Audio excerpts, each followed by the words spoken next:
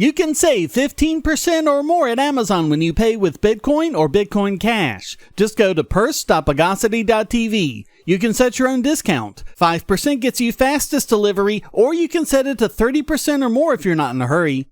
Purse makes it so easy to save money at Amazon by buying with crypto. Just go to purse.bogosity.tv and start saving now.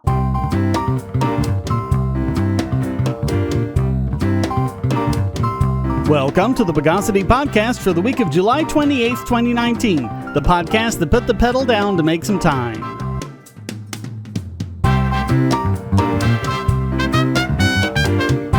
This is your host, Shane Killian. Let's recapitulate the news of the Bogus.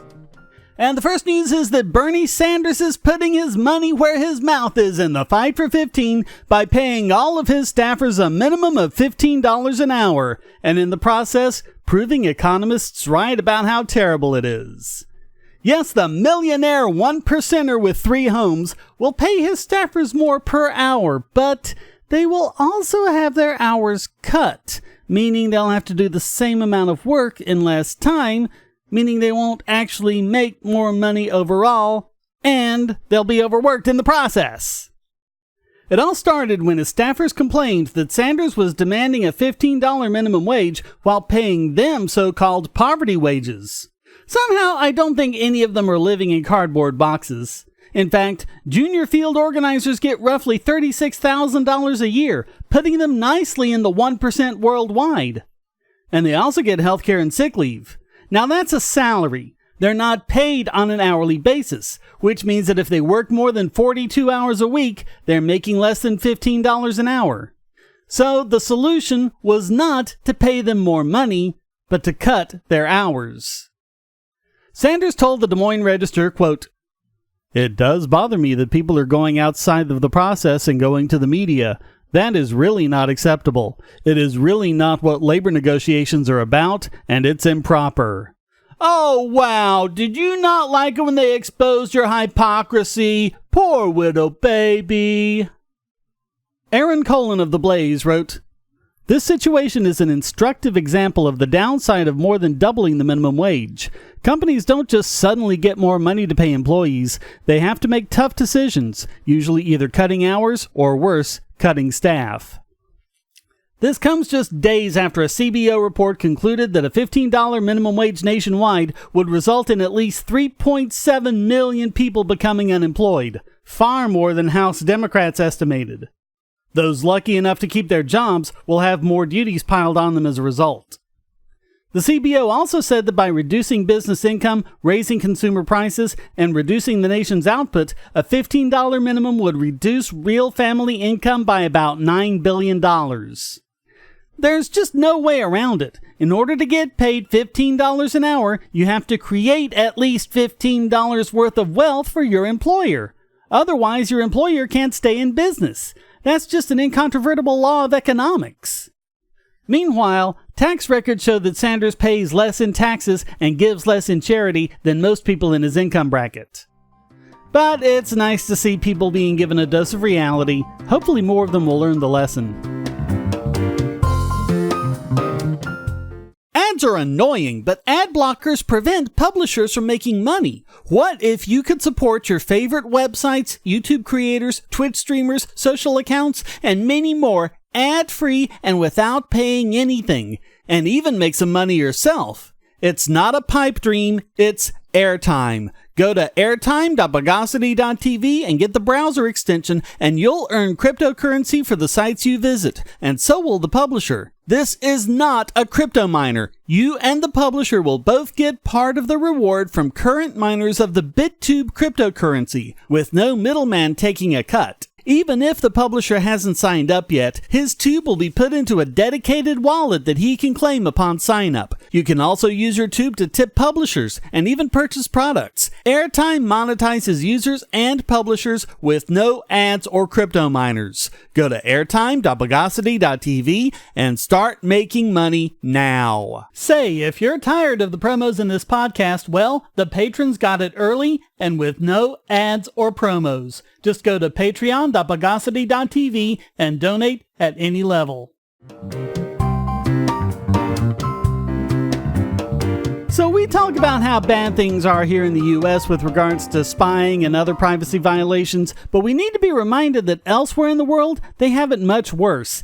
Kazakhstan is now intercepting and monitoring all web traffic, even traffic that's encrypted. We've covered HTTPS before. It's what gives you that nice little green padlock that lets you know that the content you're getting is directly from that website unadulterated. Well, almost. The certificate system HTTPS uses is based on trusted root certificates that are stored in the browser or in the OS. It's possible for someone to put a trusted root certificate on the OS and require that the system use that certificate to access the web through a gateway, which means that HTTPS and TLS encrypted packets can be decrypted and examined going back and forth. There are legitimate reasons to want to do this. If you're running a corporate network, you need to protect your network against, for example, users inadvertently falling for a phishing attack and going to a phony website that installs ransomware, like several US cities have been hit with recently. This kind of deep packet inspection is crucial for the security of a corporate network.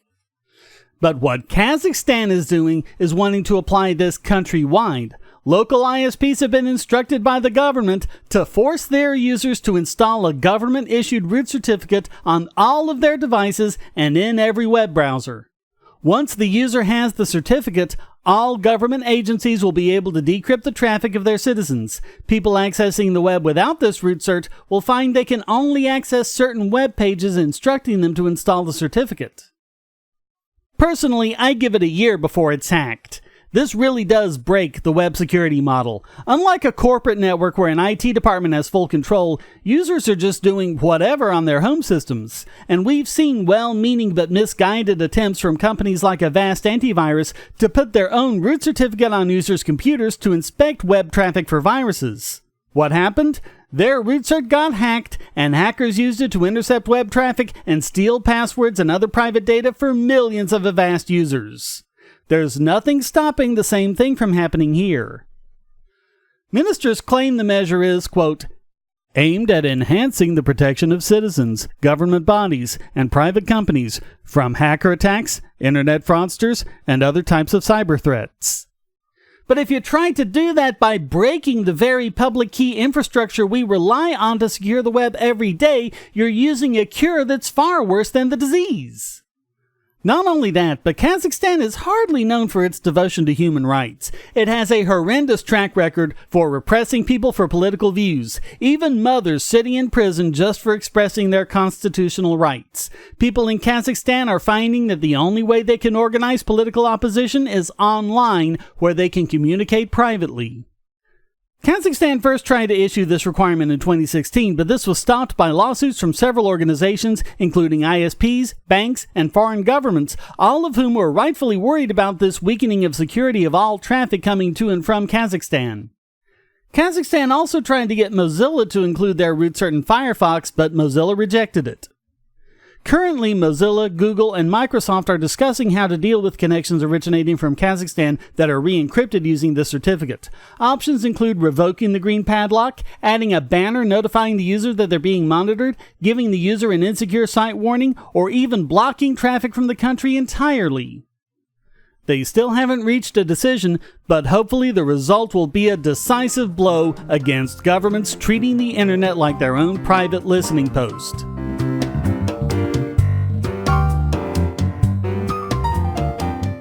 If you're on the Wi-Fi in a coffee shop or hotel, anyone on that network can get your traffic. Do you really trust all of those strangers? For that matter, do you really trust your ISP? A VPN can protect you from prying eyes, disguise your location, and even foil government censors. It's essential in this day and age, so go to vpn.bogosity.tv and you'll be taken to BoxPN. Starting at just $2.99 a month, you can get unlimited high-speed connections to VPN servers all over the world, and they don't log connections, so your privacy is assured. Traveling abroad, just VPN home, and don't worry about what those other governments are doing. Back at home, stop your ISP from traffic shaping and messing with the quality internet access you're paying good money for. You can connect from multiple machines at once, including your smartphone or tablet, and it supports all the secure standards, including OpenVPN and SSTP.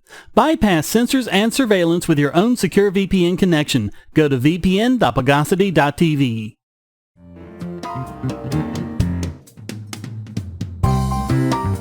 But as long as it's encrypted, you're safe, right? Well, not so much. Encryption is only one part of being secure online. A myth going around for years is that you're safe as long as websites just collect anonymized metadata. We've covered before how that isn't quite true, but a new study in Nature Communications shows it's even worse than security experts thought. The idea of anonymizing or de-identifying data is that you strip out all identifying information like name, address, and so on, and you can still analyze the data without identifying individuals. You might think that things like age, zip code, and gender aren't that big a deal since there have to be lots of other people that match, but it pares it down quite a bit. They can't be sure it's you, but they can make a good guess. And the more pieces of anonymized data they have, like your occupation, the model of your car, the number of people in your home, etc., the closer they can guess. With enough of these, they can match you precisely. According to the study, quote, using our model, we find that 99.98% of Americans would be correctly re-identified in any dataset using 15 demographic attributes. Our results suggest that even heavily sampled anonymized datasets are unlikely to satisfy the modern standards for anonymization set forth by GDPR and seriously challenge the technical and legal adequacy of the de-identification release and forget model. The authors created an online tool called Too Unique to Hide so you can see how easily you can be de-anonymized. Spoiler alert, you probably can, to a high degree of accuracy, with just a few questions. So the next time you fill out a form, unless it's something like a bank where you legally have to provide accurate information, or sign up to a website or take one of those "What kind of Disney princess are you?" quizzes, the best advice seems to be the same one given from the early days of the web. Lie.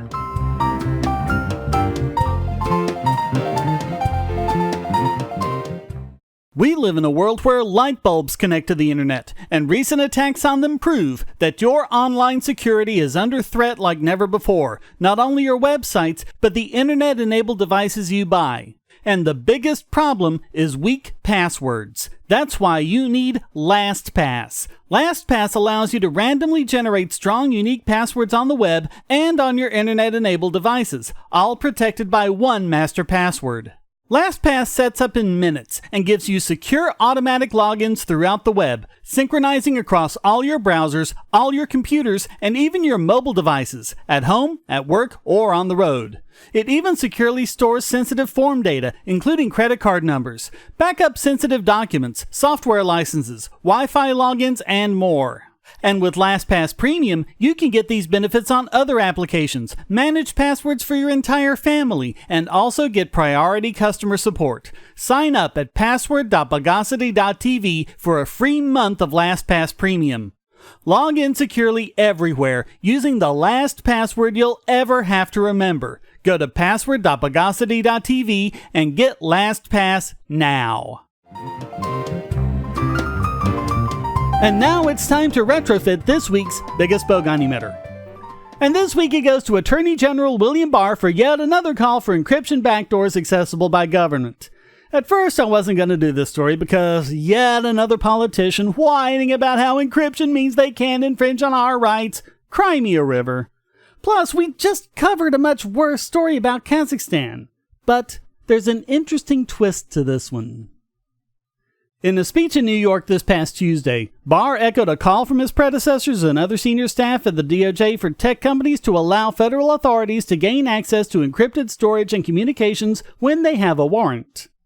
Okay, all the old stuff applies. Encryption is math. It doesn't know when you have a warrant and when you don't. A backdoor that can let the good guys in can let the bad guys in, etc. There's just no way to do it securely. But Barr said, quote, "The significance of the risks should be assessed based on its practical effect on consumer cybersecurity, as well as its relation to the net risks that offering the product poses for society." Did you get that? The twist is that before, politicians were insisting that this could be done without any sort of risk to our security, which is ridiculous. Their solution was simply for the nerds to nerd harder. Now, Barr is admitting that there might be a small risk, way understating it, but that this must be weighed against the advantages of being able to use these investigative techniques. He said, quote, "We are talking about consumer products and services such as messaging, smartphones, email, and voice and data applications, not talking about protecting the nation's nuclear launch codes." This shows how little politicians think of you. They don't understand how hacks on these things can be life-altering. Some people have even committed suicide in the wake of such attacks. But no, that doesn't matter. Only government stuff matters. Senator Ron Wyden said in response, quote, "If we give this Attorney General and this President the unprecedented power to break encryption across the board, burrow into the most intimate details of every American's life, they will abuse those powers." There's only one thing he got wrong. It's not just this president and this AG, it's any of them. None of them, Democrat, Republican, or whatever, can be trusted with this. But Barr did at least finally admit that a government backdoor is a security risk. So that's an interesting change. Is this a chink in their armor that will one day grow into a complete fracture? Either way, it's enough to get William Barr this week's biggest Bogon emitter.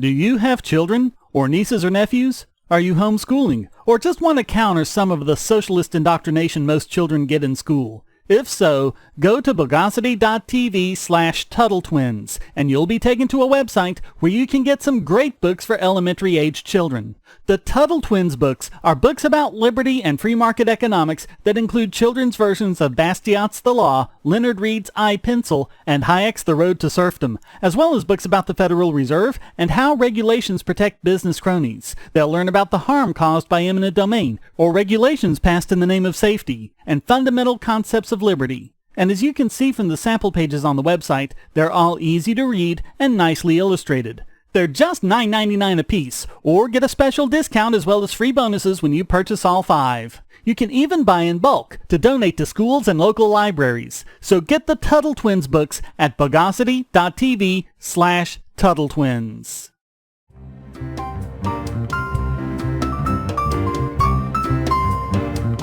And now let's super agitate this week's Idiot Extraordinaire. Riddle me this. Who is it the government is not capable of spying on?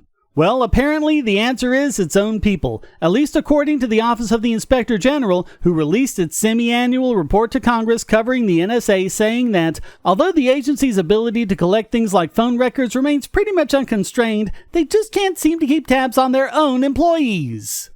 This has been noticed before. The NSA has the power to collect email and content metadata en masse using high-end data centers with state-of-the-art hardware and software. But when it comes to responding to FOIA requests, it just doesn't seem to be up to the task. Although it's expert at collecting our emails, they don't seem to be able to search internal emails with any degree of accuracy or efficiency.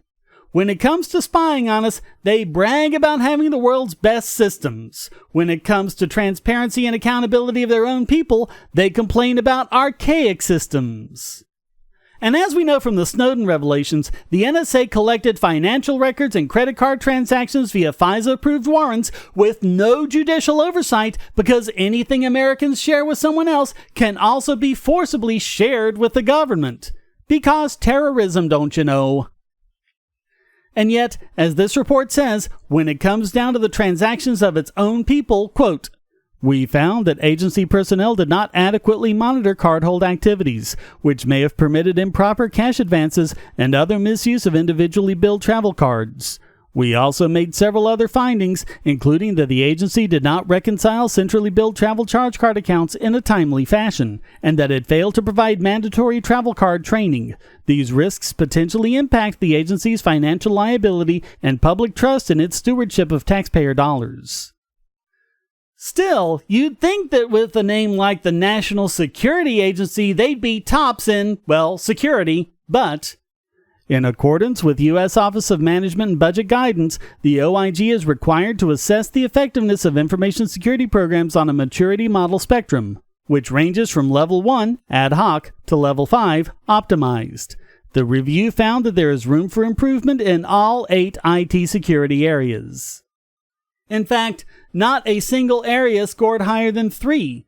Scoring 3 were identity and access management and security training. Scoring 2, meaning it's just defined but never implemented, was risk management, configuration management, data protection and privacy, continuous monitoring, and incident response. Getting the lowest possible score of 1 was contingency planning, which is probably why it always seems to be flummoxed whenever someone grabs a bunch of documents and gives them to the press. Maybe the NSA should stand for not subject to accountability. Either way, for failing this hard at doing what they so easily do to the rest of us, the NSA just has to be named this week's Idiot Extraordinaire!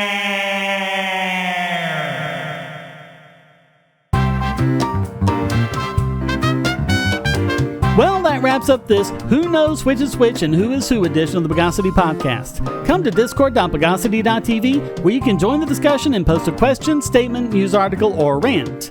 This podcast depends on you to keep going, so please go to donate.bogosity.tv where you can give using PayPal or crypto, or subscribe at Patreon or Subscribestar to get the podcast and YouTube videos early and ad-free. You can even support this podcast for free with the airtime extension. Thank you for listening. Until next time, here's a quote from Cory Doctorow. The U.S. system is rigged to create a halo of buck-passing unaccountability. The Bogosity podcast is licensed under Creative Commons Attribution Non-Commercial No Derivatives 4.0 International License.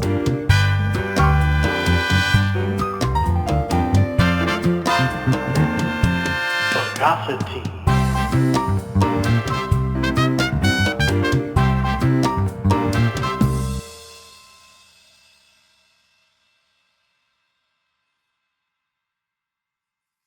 You can now get 2 free audiobook downloads and a 30-day free trial at audible.bogosity.tv. Your choice from the world's largest selection of over 180,000 digital audiobooks and spoken word content for your iOS or Android device, Kindle, or MP3 player. Go to audible.bogosity.tv now.